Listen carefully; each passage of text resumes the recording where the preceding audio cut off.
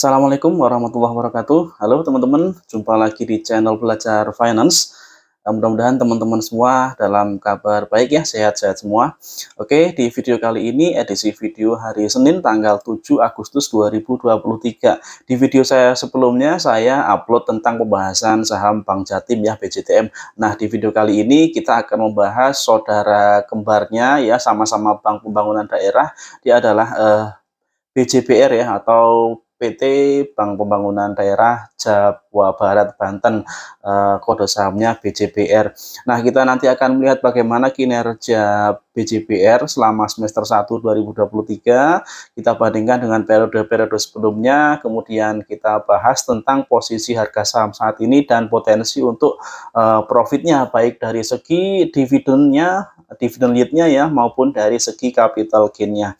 Oke teman-teman, kita langsung saja ya, kita lihat berdasarkan rilis laporan keuangan yang sudah disampaikan ke Bursa Efek Indonesia dan disajikan datanya, saya ambil dari aplikasi RT ini teman-teman, rangkuman EPS-nya untuk Bank Jabar Banten BJBR. Kinerja BJBR di kuartal 2 2023 meningkat ya dibandingkan dengan kuartal 1 2023. Namun jika perbandingan diambil secara year on year ya, antara semester 1 2023 dibandingkan dengan semester 1 2022, maka ternyata laba bersihnya turun teman-teman. EPS dari semester 1 2023 sebesar 87, sementara di tahun sebelumnya semester 1 2022 EPS-nya totalnya 117 ya. Jadi penurunannya seperti itu. Dan jika disetahunkan 175 versus 219. Maka dengan kondisi seperti ini berpotensi untuk kinerja labanya turun ya kalau kita melihat kondisi seperti semester 1 ini. Kita nantikan saja, mudah-mudahan bisa membalikkan kinerjanya untuk BJBR di kuartal 2, di kuartal 3 dan kuartal 4-nya teman-teman. Nah, kita lanjutkan. Sekarang kita akan lihat kira-kira dari apa yang menyebabkan kenapa laba bersih dari BJBR bisa turun ya. Kita akan melihat, langsung kita lihat dari laporan keuangannya. Ini saya ambil dari laporan keuangan kuartal 2 2023 ya, periode terbaru. Kita lihat langsung di bagian laporan laba rugi teman-teman. Disajikan di sebelah kiri ya, kita lihat dari sebelah kiri dulu. Kiri sebelah atas pendapatan bunga untuk yang 2023 semester 1 totalnya adalah 6,9 triliun. Sementara di semester 1 sebelumnya 6,5 triliun. Nah, dari angka ini kita bisa lihat ada kenaikan angka pendapatan kotor ya. Angka pendapatan kotor naik sekitar 400 miliar. Namun demikian, ada peningkatan beban bunga ya, yang tadinya 2,4 triliun di semester ini meningkat menjadi 3,4 triliun. Peningkatan beban bunganya sangat besar ya, mencapai 1 triliun lebih. Nah, kemudian komponen-komponen penyusun laba bersih ke bawah, saya rasa angkanya masih tidak ada yang cukup mencolok ya, maka kita langsung lihat ke bagian bawah, jumlah laba ataupun ruginya. Laba bersih di 2023 semester 1 908 miliar, ini menurun dari semester 1 tahun sebelumnya 1,19 triliun ya. Nah, ini dia, maka dari sini bisa kita lihat penurunannya karena adanya peningkatan beban bunga yang sangat signifikan ya untuk Bank Jabar Banten atau BJBR ini di semester 1 2023. Dan kalau teman-teman pelajari lebih lanjut tentang yang menyebabkan peningkatan beban bunga ini, dikarenakan adanya peningkatan imbal hasil atau bunga yang diberikan kepada nasabah ya, terutama dari jenis simpanan deposito. Jadi walaupun BJBR ini berhasil meningkatkan angka penyaluran kreditnya semester 1 ini dibandingkan dengan semester 1 tahun kemarin, jumlah atau angka rupiah penyaluran kreditnya lebih besar teman-teman. Namun demikian ternyata belum bisa menutupi peningkatan beban bunganya ya. Jadi beban bunganya masih lebih besar untuk tahun ini, dan peningkatan pendapatannya tadi ya, peningkatan pendapatan masih belum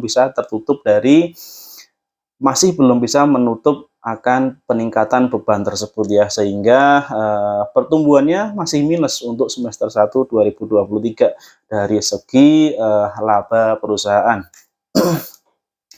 Oke, kemudian dari valuasi sahamnya, saat ini PBV-nya ada di angka 0,8 kali, kemudian ROE-nya di angka 12,34, masih cukup bagus ya. Nah, kita langsung hitung kira-kira potensi dividennya berapa teman-teman dari angka EPS seperti ini ya, jika kita setahunkan.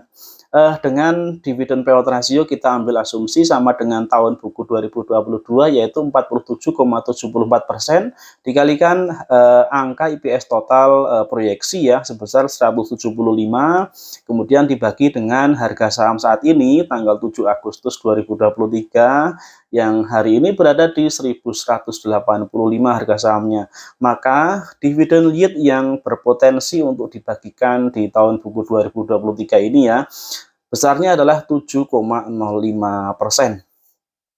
Angka yang tidak begitu spesial teman-teman ya, masih di bawah 10%, dan banyak saham lain yang memberikan dividen yield yang lebih besar dari BJPR ini teman-teman. Kemarin kita ingat Bank Niaga ya, BNGA bisa memberikan yield dividen di atas 10%. Kemudian tentunya beberapa saham cyclical yang terutama di sektor pertambangan, dividen yield-nya jauh di atas angka ini teman-teman. Jadi ini bisa buat perbandingan ya. Nah, kemudian selain dividen, kita juga bisa mengincar profit dari capital gain tentunya. Nah, di harga sekarang 1185, jika kita menargetkan harga jual nantinya saat kenaikan harga mencapai misalkan di angka 1300-an ya. Ini saya cari angka 1350 misalkan, seperti yang tercatat di bulan Maret 2023 yang angka atau harga saham BJPR ini mencapai 1350. Ini saya contohkan waktu tanggal 29 Maret 2023 yang lalu ya. Walaupun setelah itu masih naik lagi hingga saat kumditnya ya. Nah, sekitar bulan Maret tersebut harganya mencapai 1350. Oke lah, kita pakai angka tersebut sebagai angka target profit kita. Nah, dengan angka asumsi tersebut ya, target profit tersebut 1350 dikurangi harga saat ini Rp1.185, lalu dibagi harga saat ini Rp1.185, maka persentase profit yang bisa kita dapat adalah 13,92% ya teman-teman ya. Itu dengan kondisi ideal seperti tadi, jika ternyata harga sahamnya bisa naik mencapai angka 1300-an seperti yang terjadi di bulan Maret April kemarin ya, menjelang musim pembagian dividen untuk BJPR ini, di mana pembagian dividennya adalah di sekitar bulan April ya. Oke teman-teman, itu dia pembahasan tentang saham BJPR ya. Jadi memang beberapa saham BPD, saham Bank Pembangunan Daerah, laba bersihnya menurun untuk semester 1 2023 dibandingkan dengan semester 1 2022 ya. Karena memang kalau saya melihat dari beberapa informasi yang saya dapatkan, penurunan ini karena adanya peningkatan beban bunga ya. Walaupun beberapa di antara mereka bisa meningkatkan pendapatannya, namun bebannya naik lebih tinggi sehingga secara laba pertumbuhannya minus ya. Baik itu BJBR, BJTM, kemudian Bank DKI juga sama, labanya turun untuk semester ini secara year on year ya. Kecuali satu, yaitu Bank BPD Banten ya, Bank Banten atau PEX ya. PEX masih mencatatkan minus atau rugi, namun kerugiannya bisa dikurangi dibandingkan dengan periode yang sama tahun kemarin ya. Jadi secara kinerja ada peningkatan untuk Bank Banten ya, atau PEX.